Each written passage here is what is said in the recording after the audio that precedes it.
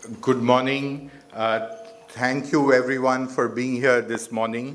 In spite of the air and limited Wi-Fi connectivity, means it's good to know that water and sanitation still has an agenda going forward. Delighted to welcome Mr. Rajiv Ranjan Mishra, Special Secretary from the Ministry of Jal Shakti. Mr. Rajiv Ranjan Mishra has been the champion of the Clean Ganga mission for two stints, I would say, and in between also spent time at the Ministry of Housing and Urban Affairs. Mr. Mishra is from the Telangana cadre, but earlier when the state was one, he also was the Principal Secretary for Infrastructure and Investment. So we are delighted to have you here, sir. Thank you so much for sparing your time in spite of the busy schedule today in your agenda. We look forward to hearing from you soon. I'm also delighted to welcome our partners for this conference, this national workshop on WASH Futures, Subsidiarity for Service Delivery. It is indeed an interesting time to discuss this subject again, given that we've just coming out of a massive sanitation movement, and we are looking to refocus energies around water and sanitation together. Later in the day, we will talk about all these subjects in a circular fashion. I would like to again thank the partners, UNICEF, of course, for being such a strong support throughout the world, actually, and in India too, with our research and furthering the agenda of water and sanitation in India.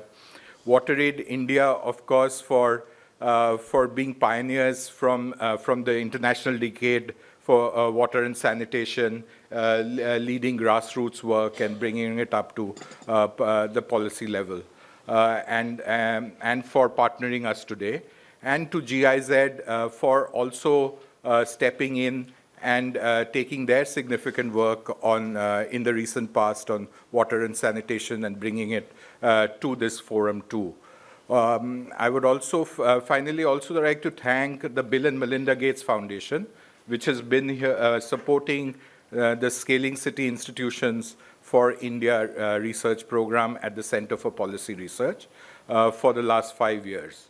Although Mr. Hari Menon couldn't make it this morning, he has sent his best wishes for the conference.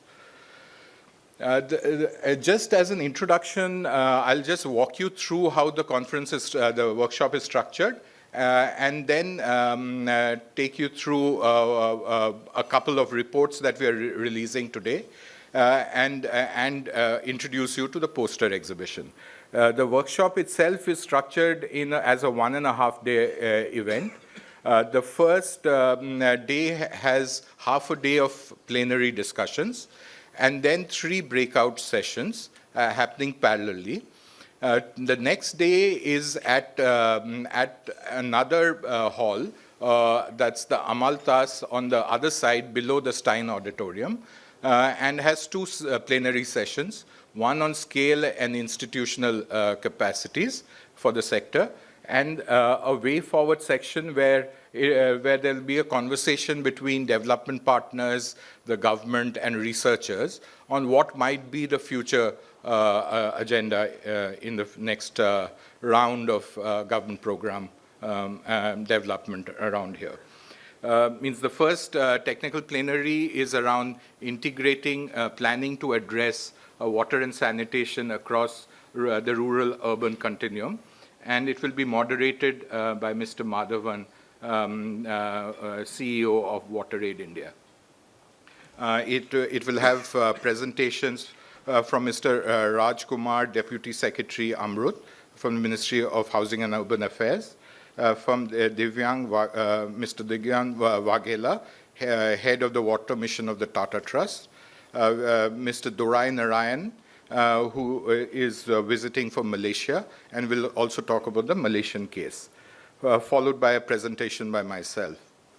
Then after this, we will break out into 3 parallel sessions, that's post-lunch, where the first of the parallel sessions for the rest of the afternoon would be on decoding the sanitation mechanics. And this will be in the Willow Hall, which is on the same floor, just around the corner from here. And we'll look at, one, it will talk about the detailed on-site sanitation systems review that we have just completed at CPR. And then we'll have, through breakout sessions, discuss some of the key findings from the report, and we'll also have a closing panel. Similarly, there will be another session on private sector participation to bridge the sanitation market gaps. And this will be at the Maple Hall, which is in the basement, is 2 floors below this level. Other than that, we will have in this hall itself a session on inclusive sanitation, rhetoric or reality, and we'll cover the space of whether inclusive sanitation will continue to remain a dream, or how does one approach this? And we have an exciting panel here too. On day 2, the first session starting at 10 at the Amalthus Hall below the Stein Auditorium on the other side of the conference center, the India Habitat Center, will discuss issues around scale and institutional capacities in the sector, moderated by Sujay Mojumdar, a WASH specialist from UNICEF. It will have a keynote address by Mr. Amarjeet Sinha, who is the Secretary of Rural Development, Government of India. And we'll have presentations from Orissa. Mr. Deepak Sanan will be talking about structural challenges in building state capacities. And Aparna Das from GIZ will talk about scaling through planning. Finally, we will have a session moderated by Ms. Yamini Iyer, President and Chief Executive CPR, which will bring together participants from government, participants from development partners, and from researchers to hopefully have an engaging conversation on what might be future research questions. At this juncture, I would request the panel to kindly help release our reports. We have 5 documents that we are releasing today. The first one, called Unearth, is on site systems in smaller cities in India, and does a deep dive into, through a primary survey, into the kind of septic tanks and leaching pits that are there. The second one, called Perceptions, is around on-site systems in large, dense villages, and that's a new section within the rural village scenario that we would like to discuss even later in this workshop. The third one is Bridging the Gap report, which is on private sector participation.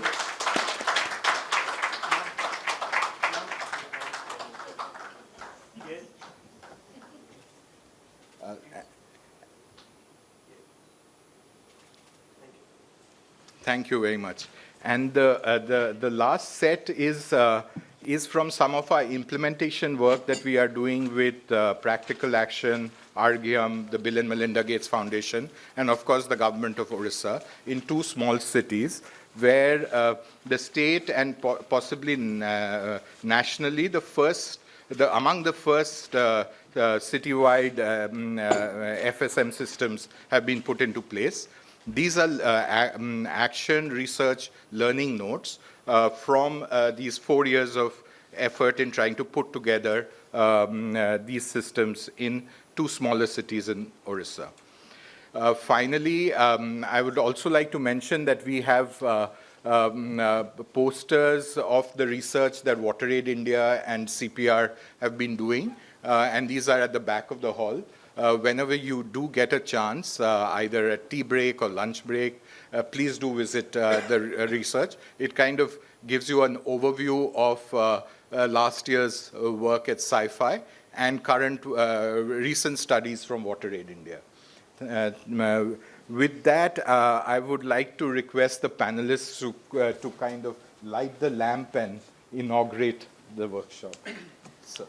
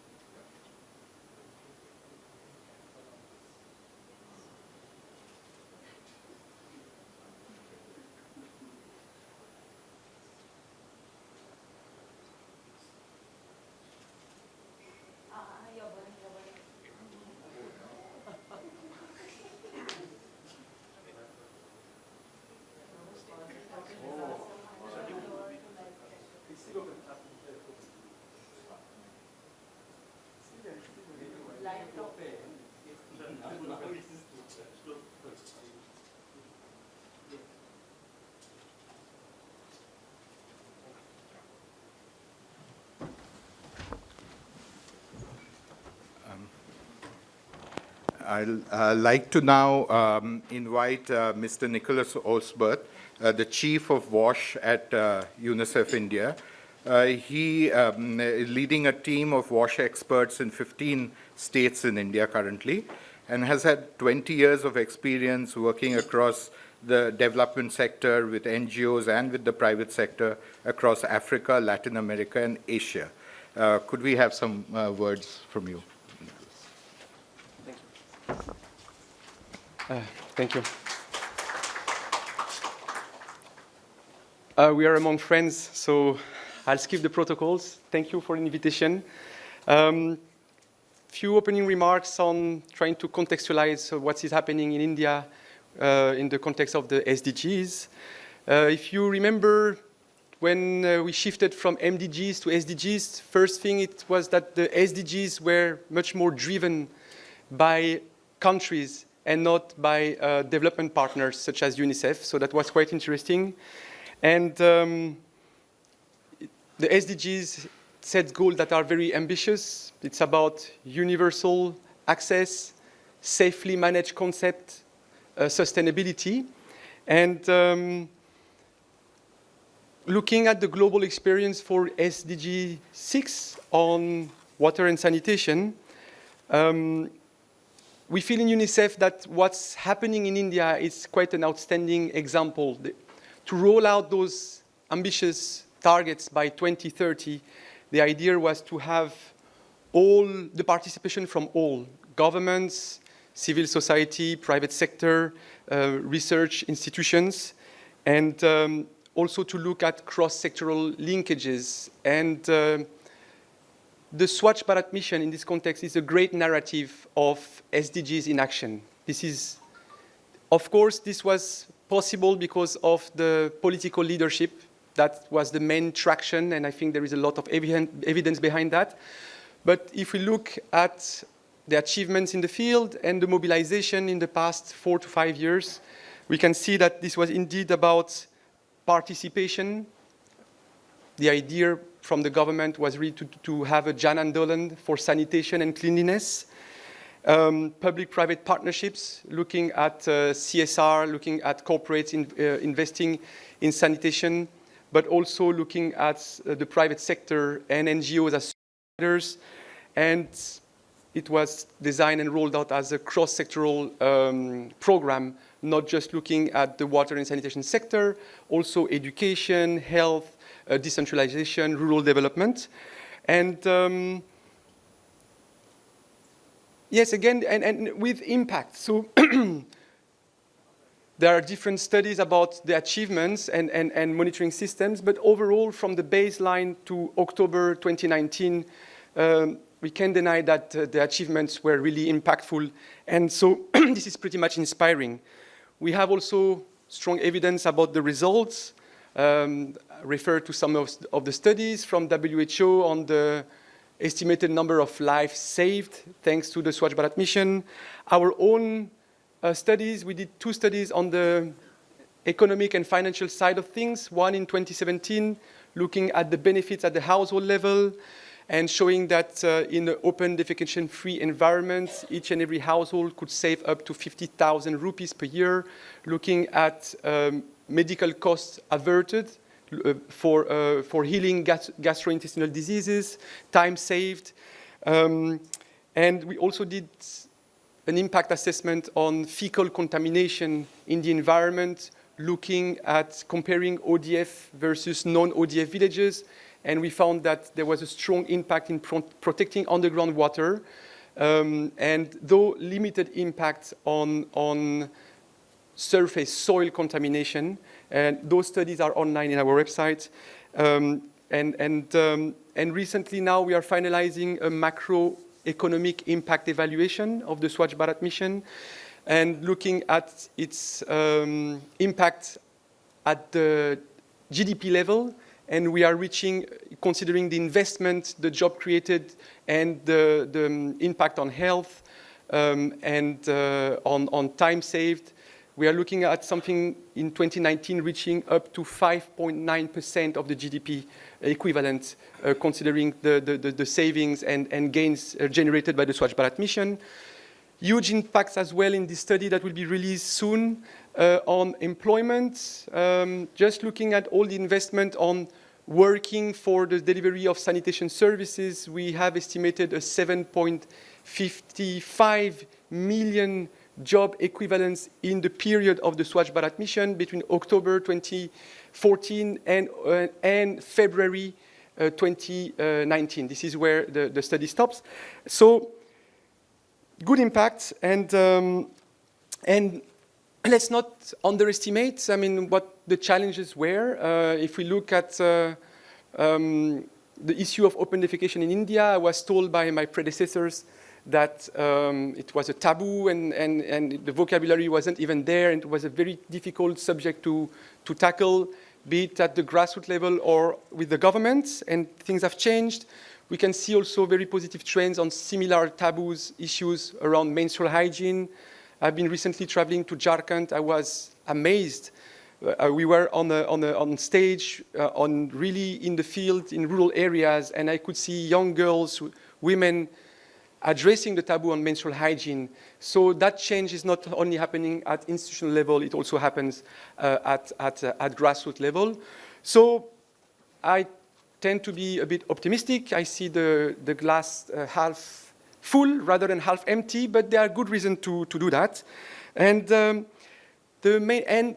I'm not the only one inspired. If you remember, in October 2018, India invited for the Mahatma Gandhi International Sanitation Convention. 70 countries, 55 ministers participated, and they were very much inspired by this agenda and that is linked to the SDGs in action, and especially big countries, federal states such as Nigeria, Ethiopia, Indonesia, are very much inspired. They send their technocrats and bureaucrats in India to learn about the Swachh Bharat mission. So the idea of having a good example for SDGs and prioritizing the issue of open defecation at the level of the head of state or head of government is very much helpful beyond the borders of India. That's the point. And in all global dialogue framework, such as the Sanitation and Water for All, Africa San, Latino San, they talk about India and the example of the Swachh Bharat mission.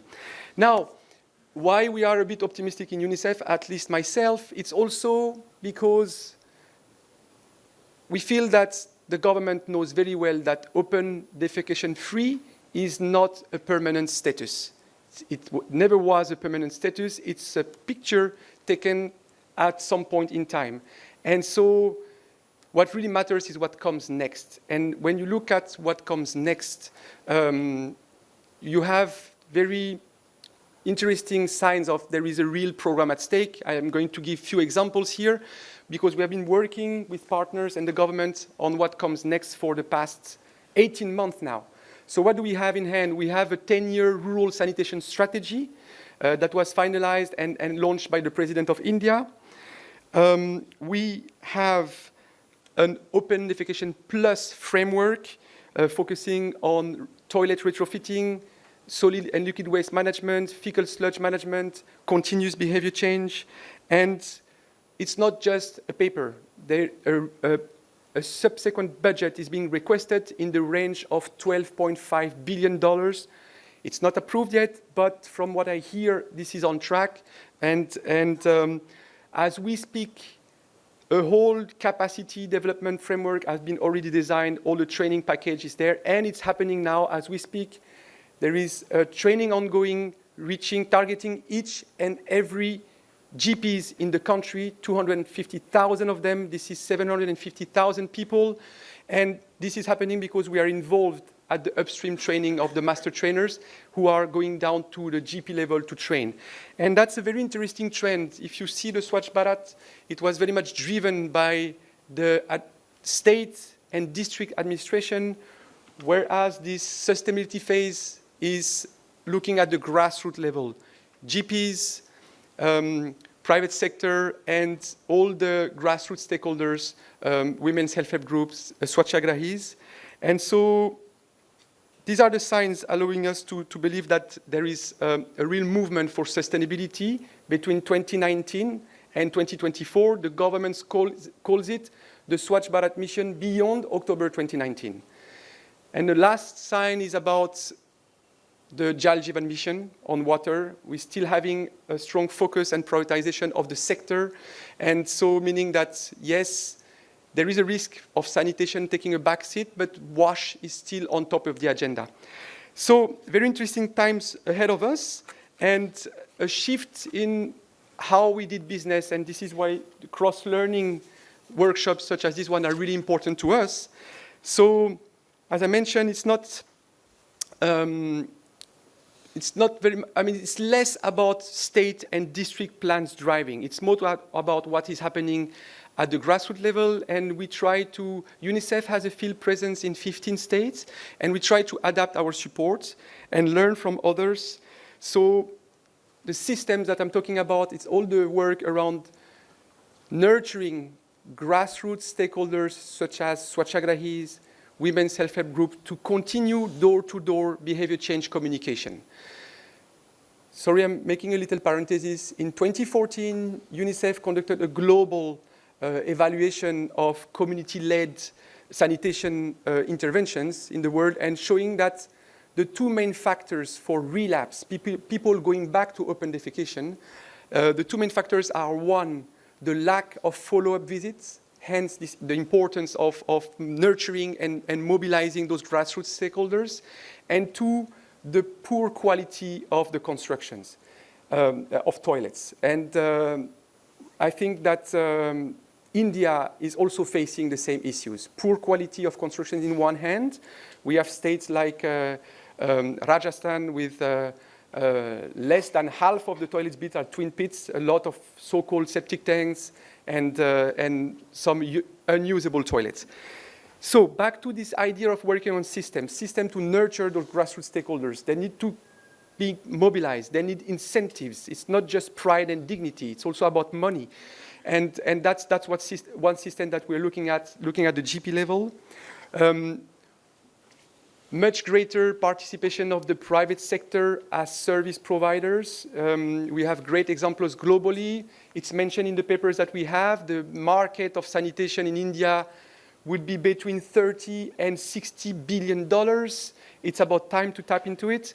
And the idea is really to work with others and learn from others. And I think CPR is one of the leading organizations on the delegation of public services to private operators, be it NGO, SMEs, or individuals, making sure that there is a regulated and affordable service, but also market-driven, and allowing those stakeholders to break even. So we are working with others on contractual business and contractual models that can be replicated. It can work for fecal sludge management, but also for solid waste and beyond, for the water supply program, delegation of the management of rural pipe water schemes to private operators. And there is a great learning in India and outside of India. So another system strengthening, it's about building the capacity of academic institutions, public and parastatal institutions, to provide technical assistance. What we're talking about here is, trying to ask institutions such as UNICEF, Gates Foundation, and others to take a back seat. There is great capacity in India. We just need to organize those stakeholders to provide the technical assistance to the government administration. And that's also part of the system strengthening that we try to support as part of the ODF Plus agenda. And finally, something where UNICEF really needs to learn is all the work around professionalization of sanitation workers, and also the right incentive for their protection, the right selection and empanelment of those workers. There are multiple issues here, but at the same time, there are some experiences where those services are well regulated, and those sanitation workers can work with dignity and being protected. And this is something that we really need to learn as UNICEF, so that we can try to mainstream best practices in the states where we have a field presence. So a lot of new things, compared to how we were doing business under the Swachh Bharat mission. And again, that's why, cross-learning and those workshops are really important if you try to see what works.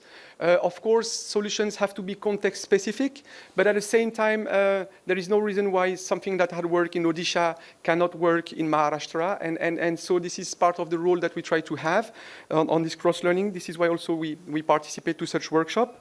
And again, if you look at the SDGs, and the concept of safely managed and universal access, at least India, for rural, but also for urban water supply and sanitation, has very clear ambitions there. And we feel that this can set an example to engage other decision makers across the globe to embrace water and sanitation as a priority, and the SDGs. So we'll keep a strong focus on learning, on documenting what's happening here, because the targets set by the government are not by 2030 for universal, safely managed drinking water and sanitation, but 2024, which give a buffer timing for 2024 and 2030 to the last mile and the remaining issues. So again, what's happening in India from SDG standpoint is really interesting, and a lot of the colleagues in UNICEF, World Bank are also learning from here to inform SDG elsewhere. Thank you very much for your kind attention. Thank you very much, Nicholas, for this perspective of how UNICEF is looking at India, and how the experimentation that's happening in India is also globally relevant and could be a driver to motivate the world to kind of achieve the water sanitation the SDG goals that it has set for itself. It's now my pleasure to request Mr. V.K. Madhavan, Chief Executive Officer of WaterAid India, to kindly speak to us. Mr. Madhavan is an institution builder, and in the past has great experience in taking institutions to new levels. So we are very happy that you could join us, and we would like to hear from you, sir. Thanks, Shubhagato. So one of the advantages of speaking after Nicola is that Nicola tends to focus on the glass half full, and so it frees up the space for me to talk about the glass that's empty. I want to start off by, highlighting a couple of things that were important in the speech made by the Prime Minister on the 2nd of October 2019. And there are three things that I wish to highlight. One is that the Prime Minister very clearly said that villages in rural India have declared themselves to be open defecation free. There's a very nuanced distinction between the government declaring India to be open defecation free and a self-declaration of being open defecation free. But then he went on to say two other things which are very important and relevant for this conversation that we're starting to have. The first was that there have been people who've been left behind, and therefore there needs to be an effort to try and ensure that those who've been left behind gain access to sanitation in the coming years. And the second thing that the Prime Minister also talked about was the importance of access to water for sanitation.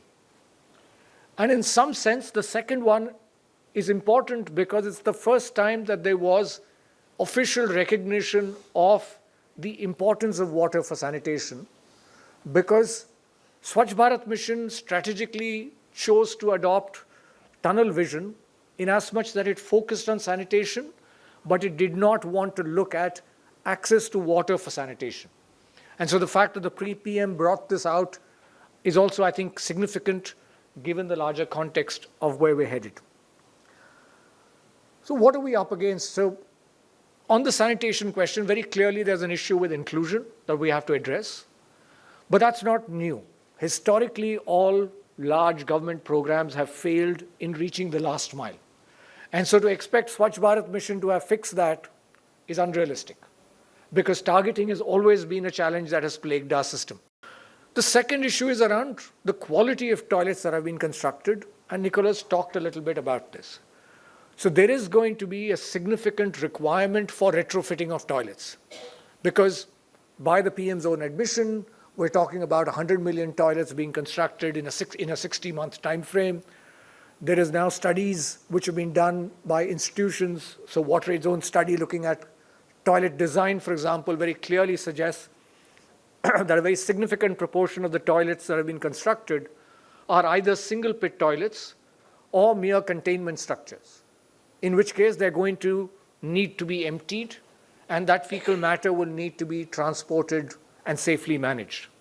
So in some sense, we're going to have a huge demand for retrofitting of toilets to be able to ensure that what's been constructed is either an on-site sanitation solution, or you have a solution in terms of rural fecal sludge management to then be able to safely manage that waste. Now, the third is that if you have poorly designed toilets, you're going to require emptying of toilets. And the fear of people working on the issue of sanitation workers in the past has in some sense come true, which is that if you build toilets which are poorly designed, you're then going to lead to systems which perpetuate manual scavenging, which in some sense perpetuate caste-based emptying of these toilets in the years to come. So in some sense, the problem of sanitation workers is going to become even greater than it's ever been before, which is suddenly you have a much larger number of toilets in rural areas as well, which are going to need emptying and management of that fecal matter. And I think the last challenge that I think we should talk about in the context of sanitation is the fact that Swachh Bharat Mission was about trying to convince people to build toilets and to use them. I think the time is now for us to start to ensure that we also talk about hygiene behaviors. Because if you're going to have a toilet, but if you don't adopt hygiene behaviors, then the benefits that you would expect to accrue from a public health standpoint will not materialize. So in some sense, there is a need to focus on hygiene behaviors for getting the benefits from sanitation. The government's, as part of Jal Jeevan Mission, has an ambition now to look at piped water supply in every household by 2024. It's talking about conservation of water, including recycling, reuse of grey water, and about water use efficiency in agriculture. But if you were to look at this Jal Jeevan Mission challenge, and if you were to look at just the first challenge, which is piped water supply in every household by 2024, then we are up against three major challenges at the outset. The first is about source sustainability. How do you ensure that you have water that's going to flow through the pipes? Because if the ambition to provide piped water supply to every household by 2024 is seen as an infrastructure challenge, it's easy in our country to lay the pipes. Swachh Bharat Mission has demonstrated that if you can build 100 million toilets in 60 months, then there's no reason to suspect that they will not be able to get the pipes in place. The question is, are we going to have enough water to flow through the pipes? The second is, what is going to be the quality of that water that flows through the pipes? We have very large areas which have chemical contamination. As a nation, we aren't even worrying about bacterial contamination simply because we're not able to deal with chemical contamination. The third is going to be operation and maintenance of your systems. And this has historically been, so if you look at large drinking water schemes in India, the two major reasons why they have failed have either been because the source of water was not sustainable or because you didn't have good operation and maintenance systems. And so that's the third challenge that we're faced with. But there's also a fourth challenge, which is that what is the quality of the data that you have that's going to drive decision making? If you look at, for example, the quality of information available on water quality in the country, is extremely patchy. So there's an organization based in Bangalore which has taken information on water quality from the ministry's website, the Department of Drinking Water and Sanitation, and it has visually represented that data on a map of India. Now, if you look at that map, what emerges very clearly is that Kerala has the worst problem with regard to water quality. So you look at that map and you see Kerala emerging as a hot spot for water quality. But then you delve deeper into it and you find that the reason that Kerala shows up is because they have the best water quality monitoring system. So because they're reporting this more frequently, they show up as a dark zone with a water quality issue, whereas other states which have only 5 samples which are being represented show up as having no water quality issue. Interestingly, a few months ago, in response to a parliament question on water quality, there was a matrix provided in parliament on water quality by state. And it was surprising to see that Gujarat had no problem with salinity at all. Now, if you live in India and how do you get your head around this? That Gujarat does not have a problem with salinity in water? It defies logic. So in some sense, we need to look at the quality of information that's available if we are going to be able to fix some of these problems with regard to water as well. Now, the big elephant in the room is, of course, the fact that agriculture uses most of our groundwater. So over 80% of our groundwater is used by agriculture alone. And so in some sense, without addressing water use efficiency in agriculture, you're not going to be able to free up more water. So if the requirements for water from a domestic standpoint increase, you're going to need to find that water. Now, assuming that there is an improvement in water use efficiency in agriculture, we will still need to have a plan B, and that in the short run is likely to be only one of two options. One is to look at, as part of our work on drinking water, to look at rainwater harvesting, both for storage and for recharge, or to look at recycling, reuse of wastewater in some sense. Now, even if that wastewater is used for non-drinking purposes, but for other household purposes, it could reduce the total requirement of water. So in some sense, we need to start to think of an integrated solution, even in our rural context, for both grey and black water treatment and potentially recycling and reuse. Just 2 more points before I end. One is that if we were to look at delivery of this ambition of piped water supply at a household level, in a rural context, we have primarily 2 broad choices. One is we start to look at the creation of rural utilities, which can, in some sense, take responsibility for providing an integrated water and sanitation solution to rural areas. Now, rural utilities do not exist in India at this point of time. Even the urban utilities that exist, there's very little information, for example, available about their financial health or how well they're doing. So unless you start to create rural utilities, your second option is going to be to depend on panchayats. So in some sense, it is very likely that the primacy of panchayats is going to become very, very clear, and we will need to look at investments in building the capacity of panchayats to be able to manage water and sanitation in a decentralized manner. The second area where we're going to require work while we're looking at all of this playing out is that we need to look at also standards and regulation. We need to look at standards, service standards, for example, for provision of water. How do you ensure that your water delivery systems are equitable, ensure that they're affordable, that the water is safe, and that in some sense no one has been excluded from that service.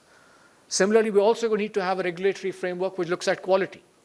It looks at, for example, how is sanitation waste being managed? How is it being distributed? So in some sense, there is also going to be the requirement in the coming months to look at a regulatory framework which also looks at standards and in some sense is able to ensure that irrespective of whether panchayats are delivering or utilities are delivering the service, you actually are able to have good quality, safely managed water and sanitation. Thank you.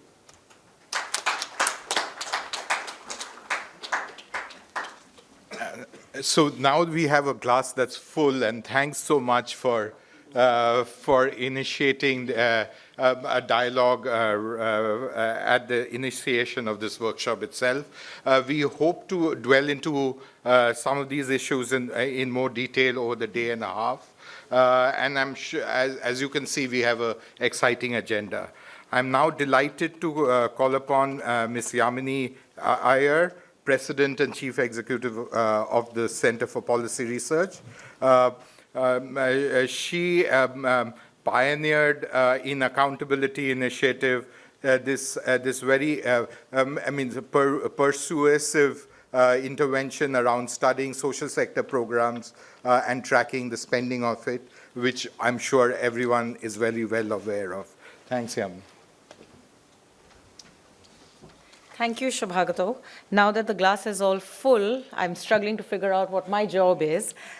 So maybe my job is to drink the water and having drunk the Kool-Aid, tell you it's all good and we can all go home. But before I do that, I did want to use this opportunity as a CPR to congratulate Shubhagato and the Sci-Fi team. It's very rare for policy researchers to find themselves in a unique position where your research agenda suddenly becomes the policy agenda. So you have impact before you even begin. For all the donors in the room, I hope that makes you happy and we can get our next tranche. But for as researchers, it puts us in somewhat of a quandary in the sense that a lot of what policy research organizations, think tanks tend to do is to frame and shape the parameters of the debate, try to frame and shape the parameters of the agenda. But very rarely do you have the opportunity when your agenda is in fact top on the political map and you're now in the unique position to have to convert your ideas into action. And the thing with researchers is that they're very good at ideas, but they really don't know anything about action. At least I certainly don't. And that actually was what was so unique about Sci-Fi's long, almost 8-year journey, if I'm not wrong, at CPR, where not only was it at the cutting edge of shaping the idea of what does it mean to actually achieve goals of sanitation, but also push hard towards trying to bridge the gap between identifying goals and determining what is the right policy design to actually figuring out what it takes to implement it and achieve your goals on the ground. This is not an easy task because researchers are often not skilled to do it, but also the realities of implementation are deep and complex. And it is very difficult sometimes when policy becomes part of, when policy ideas become part of the political agenda to focus on the nitty-gritties and the nuts and bolts of what it takes to translate that policy and political agenda into action on the ground in a way that is in fact productive, helpful, meaningful, and contributing to decision-making from the highest levels to the lowest levels. It's a very tricky balancing act. I can say for sure that I'm not able to very often fulfill this, and many colleagues at CPR struggle with it, but I think the Sci-Fi team is a really good example of exactly how to do this, how to ensure that you can maintain the integrity of your research, how to ensure that you push very, very important ideas, even when the broad framing in which you're working has been accepted, to ensure that the goals that you have set out for yourself actually get implemented. And I think one of the most visible achievements of the Sci-Fi work was in pushing fecal sludge management issues on the table at the time when the goal for sanitation was very much toilet construction and achieving ODF, while all other things were put on hold. From the government's point of view, that perhaps made a lot of sense. You can only do one thing at a time, and prioritization is critical to good policy implementation. But it is very important for researchers to keep reminding and hammering on some of the most critical pieces that need to be put in place in alignment with the priorities so that the ultimate goal of safe sanitation is met. And I think that Sci-Fi really, with that work, was able to put it on the agenda. And over time, it has become part of what the whole sanitation movement has tried to achieve over these last 5 to 7 years. Equally important is Sci-Fi's attempt to move out of the ivory towers of research, move out of the air-conditioned rooms where policy design takes place and discussions like this happen, and actually partner on the ground to get things implemented and get things done. This, in many ways, for me, watching the evolution and growth of Sci-Fi over all of these years, has been its most remarkable contribution, that it showed us how research and implementation can actually hold hands together and produce perhaps the most effective outcomes that one could ever imagine. It is quite something for an elite policy think tank like ours to find our logo somewhere out there in a little municipality in Orissa, along with the government of Orissa and various other NGOs that partnered with building these FSTP structures. And this is something that is quite unique. In fact, Sci-Fi, in many ways, through work like this, partnering with municipalities, partnering with state governments, really paved the way for CPR as well to understand what it takes to move out of ivory towers and contribute to implementation on the ground and actually see real impact of research. And it has paved the way for much more nuanced thinking about the role of a think tank, the role of research, the relationship between researchers and the policy-making process, and has been quite inspiring for many of the newer research projects that we are beginning to build in CPR as well. So Sci-Fi's work has not just, I think, paved the way for more nuanced and effective thinking about the challenge of sanitation and our wash futures, but also what does it take to develop effective, practical research that is impactful on the ground, and also helped us as a think tank think a lot harder about what our role is in shaping and impacting policy on the ground, a question that we are confronted with quite often, and very often emerges as an existential crisis for us within our institution. And we look at Sci-Fi's work to seek inspiration to learn how to bridge these gaps between ground level realities and the challenges of policy making. So many congratulations to all of you.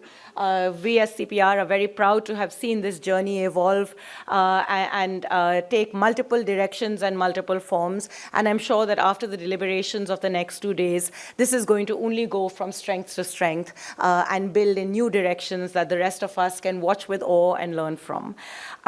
To the challenge of now trying to drink the water in the glass, I just wanted to lay out perhaps 1 or 2 questions that I think are going to be addressed through the course of the next 2 days.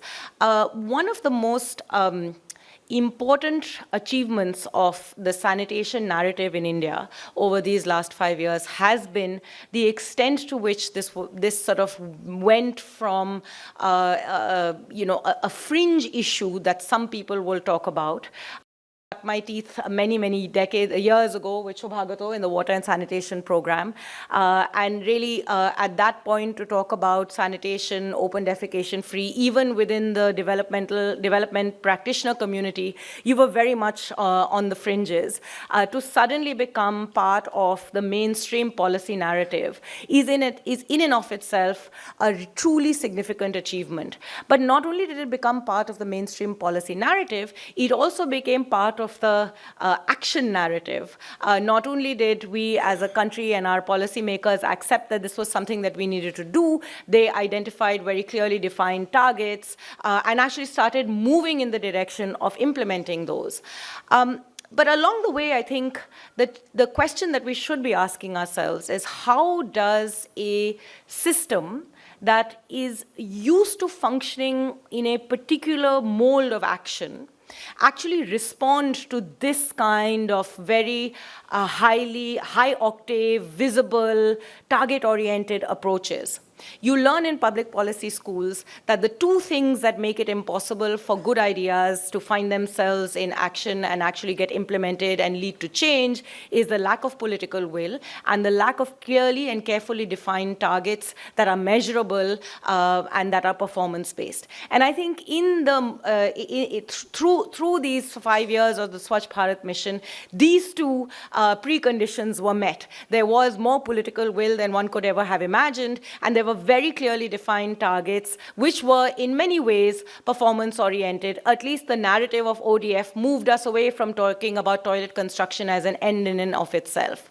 But we didn't, I feel, address ourselves carefully to the question of how does a system that is designed to function at its own very lethargic and complex pace, that is also designed to be primarily hierarchical and top-down in its functioning, respond to a demand that is essentially a demand for a Janandolan? How does one convert a system that is designed to tell people what to do, to actually encourage people to participate in what it's telling them what to do? It's a complicated exercise.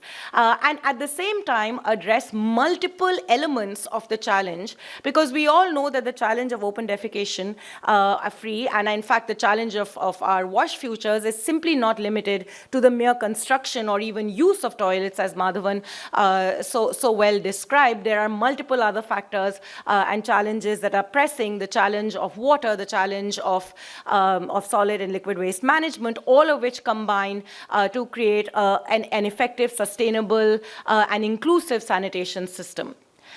And I think that when we put these high targets on the system, we ran some risks, which we need to be talking about now that the target has at least almost been met.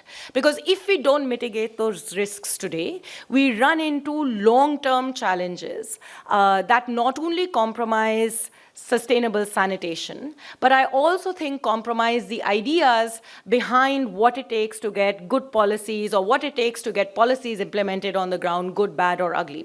And that is the challenge of actually figuring out what is the kind of state administrative structure and system, and where does the role of the state and its administration begin, and where does the role of the state and its administration end in the implementation of ideas and programs that require large-scale participation and inclusion of citizens. I often talk about sanitation to friends who know nothing about policy, and they scratch their heads and say, but isn't behavior change what advertising agencies do? I once asked a colleague, how is it that the US sort of leapfrogged in the early part of the 20th century, and advertising, in fact, had a long role to play in getting people to wash their hands, to use soap, so on and so forth. So is a government that is used to moving files really going to be able to do this without substantial thinking and investment in changing how the government functions? Now, we tried to do some of this. We talked about the role of Gram Panchayats. We talked about the role of the local administration. But I think it is important for us to, at minimum, query this. Were we actually able to create a genuine, decentralized, participatory movement when there were very carefully determined to be achieved targets placed on the system? I think we achieved it very well in some parts of India, and we didn't in others. And it's important to have a conversation to learn lessons about where success was had and where success didn't, because that will help us understand two very important things. What does it take to build a system that can genuinely lend itself to participatory, inclusive goals, achievement of goals? And secondly, what are the kinds of contexts in which certain kinds of policy structures work well and certain kinds of policy structures don't work well? I think we should be open to thinking about whether it is, in some contexts, the problem may be of toilet construction. In other contexts, maybe getting people to shift behavior is so difficult that we should be focusing on another element of the challenge of sanitation, which essentially requires us to have a very agile and adaptive system. And that is the antithesis of state administration in India. In fact, I would go so far as to say it's the antithesis of state administration anywhere in the world. As Subhagato and I well know, since we cut our teeth at the World Bank, if there is one bureaucracy that is completely the opposite of adaptiveness, it is the World Bank. So these are difficult things to do, even in thinking bureaucracies, let alone difficult things to do in bureaucracies that are very high levels, high targets, and hierarchical structures and systems in which it can operate. And I'd be very curious to hear from you, sir, what your reactions are to this. So I think that in reflecting on the achievements of these last 5 to 7 years, and in reflecting on what we as researchers and NGOs have been doing in partnering in this movement, it is important for us to ask ourselves a little bit more. The challenge of our WASH futures cannot be met, as Madhavan rightly pointed out, simply by laying the pipes or constructing the toilets. It requires a whole set of other things that need to come into play, sequentially sometimes all at the same time. And in order to do that, it requires a state system that is decentralized, that is deliberative, that views citizens as equal partners and not necessarily structured in molds of patronage, which is the nature of the Indian state, that is able to respond in an agile way, determining what is it that I can achieve today in my present context and how is it that I will then shift processes towards the long-term goals that I want to achieve. And that requires a Jan Andolan, just not about people coming in, citizens mobilizing and working with politics to achieve goals that are good for the nation. It also requires a Jan Andolan within the Indian administration to think very differently about what it will take to achieve these goals. And it will also require a Jan Andolan for all of us in this room to think harder about how we can support and engage this process while speaking truth to power, which is an important part of the role we play, maintaining our integrity as researchers, and at the same time ensuring that we are constructive and enabling and facilitating, but also reflective of our own roles in these processes. I think as we think of our WASH futures, apart from the technicalities of what it takes to build a strong system, we also need to be thinking about all these other elements that will, in many ways, hold the futures of sustainable WASH for India going forward. Thank you.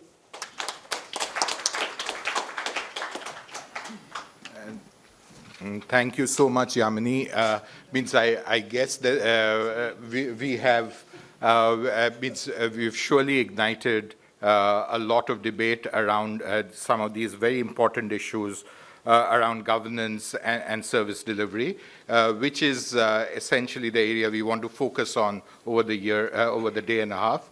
It's my pleasure now to invite Mr. Rajiv Ranjan Mishra for his keynote speech.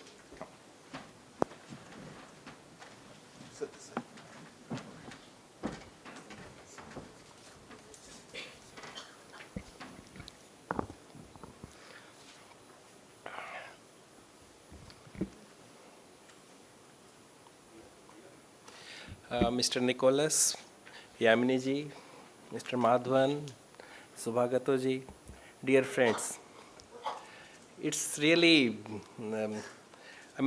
I was listening and I was really enjoying the three, and so the people who spoke before me, and it was really very thought-provoking. We had a comment that Nicholas has looked at a glass half full, and then Mr. Madhavan very rightly said that glass is not full, but it's half empty. But he also told how we can make it full. So lots of ideas he shared, lots of contents. And then Yaminiji very rightly challenged all of us how we can all become part of Jan Andolan, and we start with ourselves. So I think excellent thoughts, excellent ideas. And when I came here, and I was also looking at some of these posters and some of the papers, I was really feeling very happy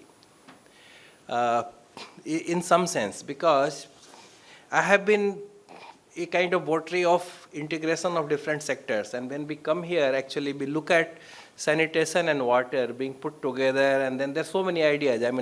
If I reflect upon all the great ideas which people have given, perhaps it will be too long. But what really attracted me and what really impresses me is, and what Yaminiji also said, that research becoming a kind of policy agenda. I think, and then the challenge, how do you maintain the integrity of your research, the purity of research, at the same time, don't just leave it into a kind of classroom or a kind of only research institutions. Ultimately, unless we implement and we learn through that implementation, we won't be able to fine-tune our research also. So I think empirical data, research, implementation, and implementation by very nature is not going to be perfect one. If we wait for the perfect thing to happen, perhaps we will not start anywhere. So I think we all understand that, and then that has started. I had a chance to work in Ministry of Housing and Urban Affairs, and when I was looking at some of the posters, I was reminded of there is one body not many people perhaps know, some of you maybe knowing, there is something, a forum called Asia Pacific Ministerial Conference on Housing and Urban Affairs, Urban Development, AMCHUD. And then there are various working groups, and at that time India was chairing it from South Korea, it came to India. And there is a working group. There are working groups shared by different countries, and India is still chairing that working group, which looks at urban and rural planning. The word which we used, urban-rural continuum, and then the planning and the regional planning. We talk quite a lot about it, and I'm happy that a lot of some specific action also has started coming. And your idea of bringing this large, dense villages, regional planning, urban-rural, actually this research and this work is going one step ahead and actually trying to bring something very tangible, which we have been generally talking about. Regional planning we must do. We have a number of examples. Some of them have worked well, some of them might not have worked so well. But again, that's something which is very, very important, and which perhaps in the mission which now I am leading, I am working, that's the river rejuvenation mission, the rejuvenation of river Ganga. We actually look at that kind of picture. We are trying to do that. I am not saying that we have done everything. We have done actually quite little, but yes, the direction is like that only. We are trying to integrate, because when you look at, and because you are trying to integrate water and sanitation, and lots of things on sanitation, very in-depth analysis has already been done, so I won't get into the toilets, I will not get so much into the septage and so much into that. They are all very important. I will very briefly try to tell you a little bit how we are trying to integrate, and I fully agree. Mr. Madhavan very rightly said, without source sustainability, all these things will be just an engineering exercise. I was Principal Secretary Irrigation in a state where I have seen the easiest thing to do is construct two things: earthwork in the canal and then pipelines. The lift irrigation and irrigation pipelines are much bigger. Still it is easy. Construction of a small diameter pipeline for drinking water will be much easier. As a kind of engineering thing, I can tell you, I have enough experience, it will be done within no time. But will the water flow? Do we have water? If we have those water, what kind of quality of that water? We say, and then what kind of standards? You very rightly said about the standards and then the kind of evidence. we also have seen here that when we look at SDG 6, we generally talk about safe water, safe sanitation, universal access. But if you go down in the SDG 6 also, it talks about, I mean, you talked about water use efficiency also is part of SDG 6, and it also talks about conservation, preservation, and improvement of entire water ecosystem. And that's where entire water ecosystem includes wetlands, rivers, forests, everything comes into that. So they're very much part of 6.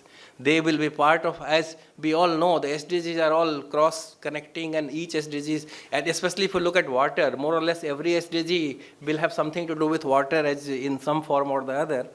But primarily, suppose we look at SDG 6, SDG 11, which is again about cities, urbanization, and then the number of issues in that also, are certain long-term things are also there. Climate change is there, and then the last SDG, which is partnership. I think my theme for any of these things, and which all of you said, collaborative partnership with institutions, with individuals, with people, that's the only thing which perhaps which can take all of us through this challenging process or these kind of challenges. So when we look at sanitation, and then rightly someone said that water, I mean the Honorable Prime Minister also talked about water to be brought for sanitation, and we also have rainwater, so many things. Ultimately, from where this water will come? And someone also rightly said that we use so much of groundwater for irrigation and water use efficiency. See, the water, we perhaps use so much of water. I mean, we are the largest user of groundwater in the whole world. 25% of global groundwater use takes place in India. 25% of the global groundwater. We have 18% of the global population, not only human, rather cattle population of you'll say, then also we are quite high. They also consume water.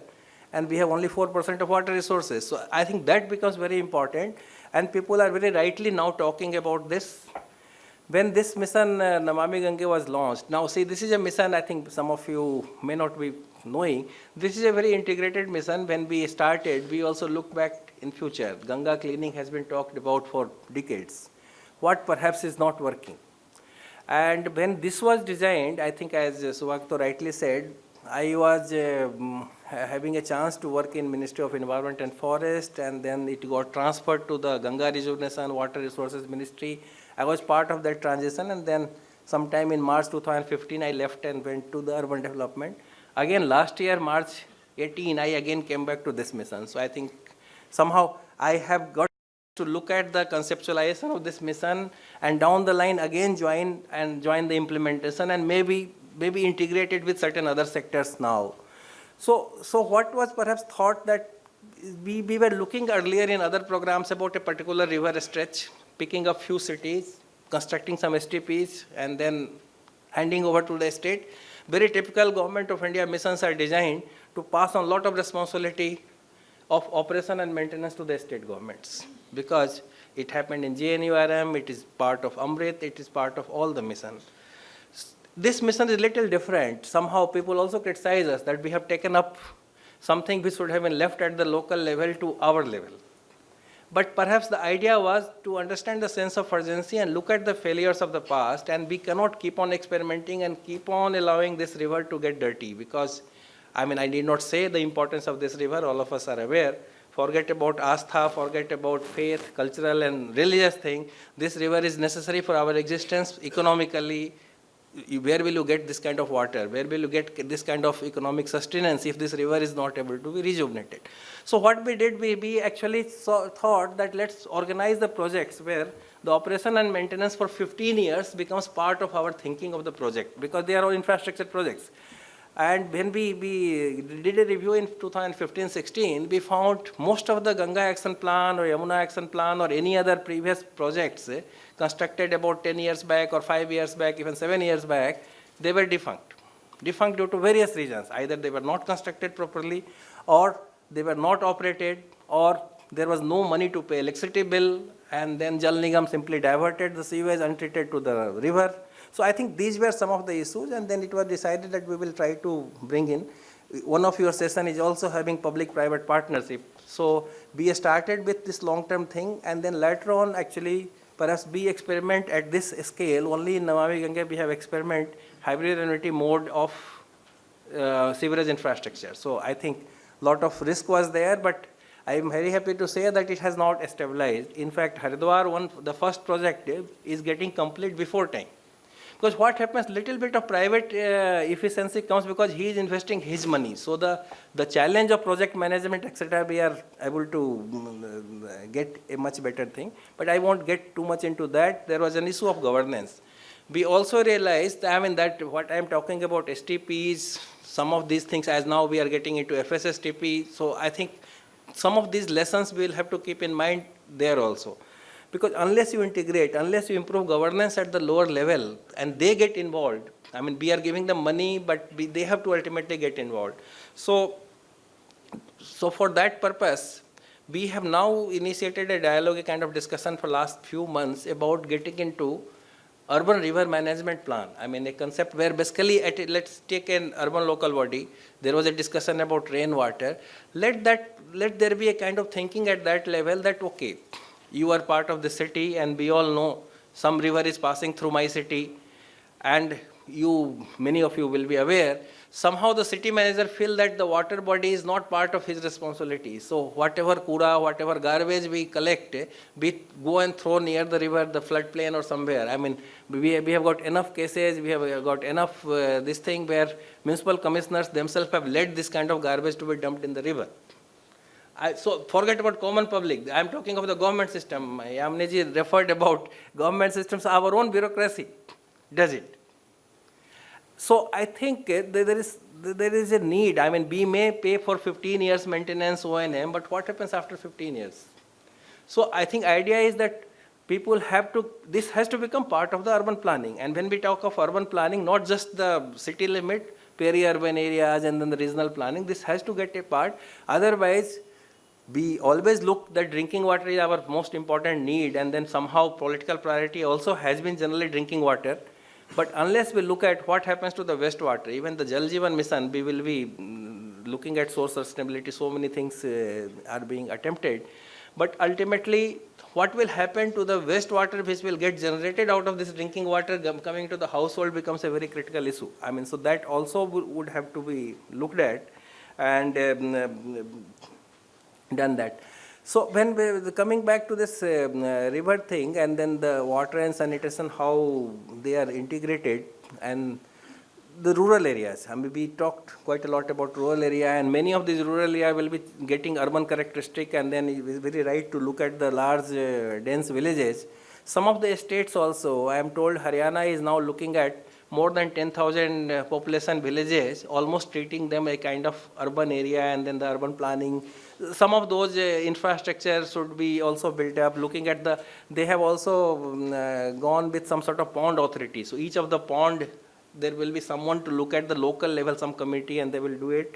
Maybe perhaps we need to do little research, do little study about what they are thinking and how it will help us. Similarly for the ODF, when we looked at this river, we looked at, okay, there are, let's say 97 towns or 100 towns on the bank of the river, just on the bank of the river. Similarly, we also enumerated there are roughly 4,500 or 600 villages along the river.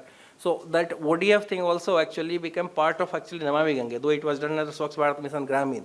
So the thing is, we are actually, some part is being done by Swachh Bharat Mission Gramin, some part of this mission comes under Swachh Bharat Mission Urban. Some part is also, we are synergizing with Amrit because a particular city, we are investing something, we look at what happened under JNURM and Amrit. And then we are looking at the holistic picture of that particular city, and then whatever is the gap, we are sanctioning under Namami Gange. Apart from that, something which is very important, as we must understand, the urban water bodies or the rural water bodies. So the wetlands are very important, because ultimately for Jal Jeevan Mission or for anything, the source sustainability will be possible only when we start respecting the water bodies or wetland in floodplain and also in the urban areas. So I think that's something which we have taken up, and we would be very happy to further have a kind of discussion and then learn from some of the people. Ministry of Environment and Forest actually has a wetland division. As a result of Jal Shakti Mantralaya, a lot of things have shifted from MOEF and other places into one ministry. The wetland part is still in the MOEF, but we are working very close with them. And all the wetlands in the Ganga basin or Ganga area. Again, I think when I talk of Ganga, I am talking of the entire basin. I am not just making a the main stem. Again, like in Swachh Bharat Mission, they looked at the construction of toilet as the kind of focused activity in the beginning. Similarly, we also started concentrating upon the main stem of the river, and then now from last year we have gone into the other tributaries and projects, and whatever we learned here we are trying to replicate. And it's also very heartening that now very recently there have been a lot of debate where people are looking at this kind of model for the other rivers also. Like we have a very huge forestry program along the river, catchment area treatment, because unless you improve catchment, your water will not come. So coming back to a kind of urban setting, basically urban manager has to look at what kind of rainfall you have, what you do for the rainwater harvesting, what kind of drinking water sources are there. Maybe you are taking drinking water from the same river and treat it and distribute. Then what happens to the wastewater? What happens to the solid waste? Because ultimately all of them also flow.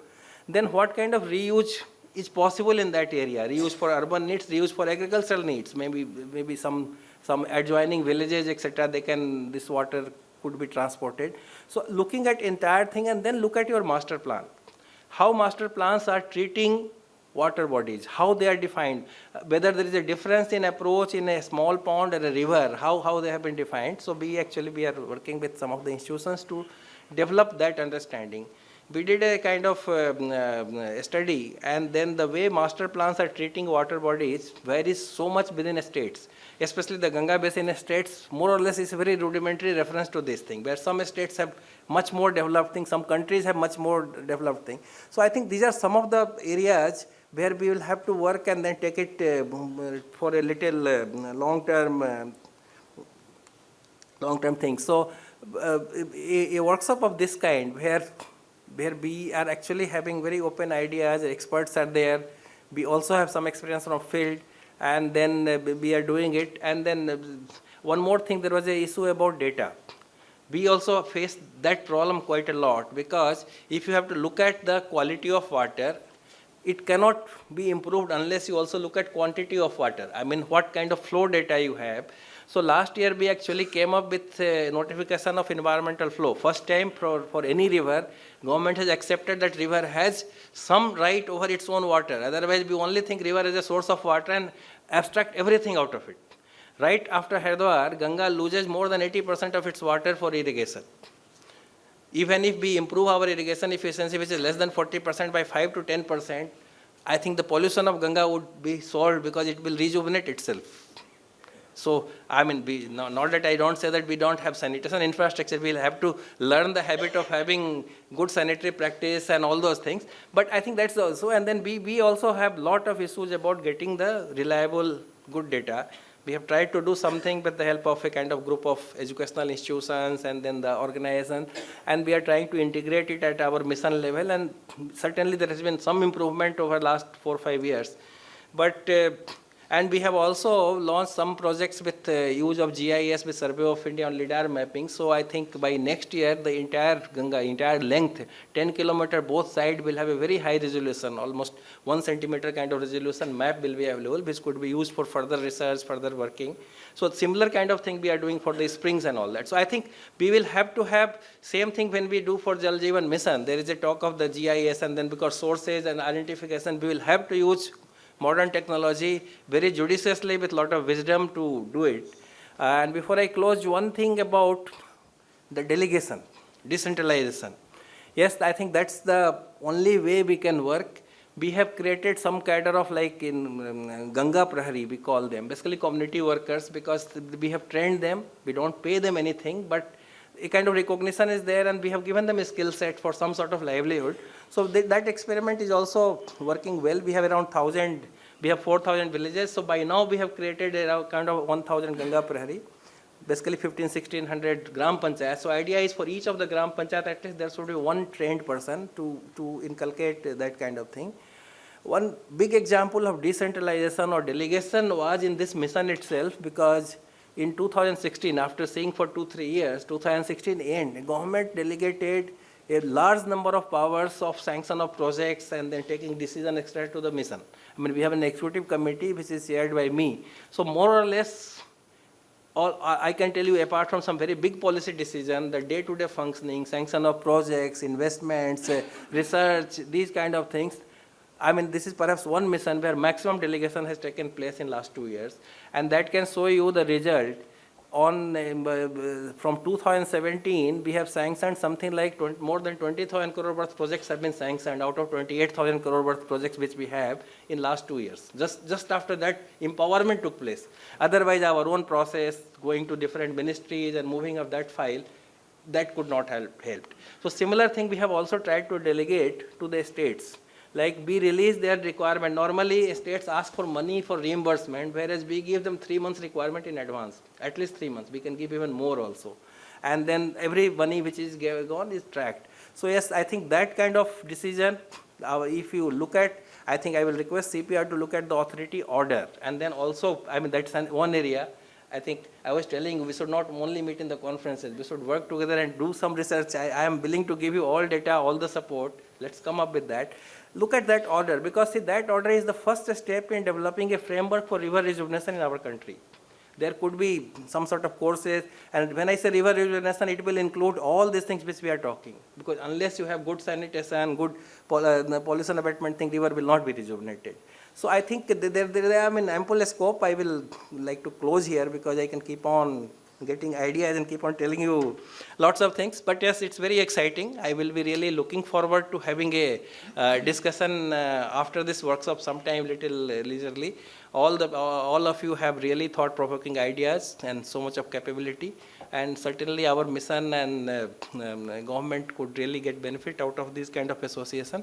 So I wish all of you a very good, fruitful workshop. I think Mr. Subhagato has given you a very tight agenda, very comprehensive agenda. So I don't think people will have much time to waste around or relax. So hopefully we will get a really good report and some policy guidelines from you, which we can share, which we can discuss, deliberate, and implement. Thank you.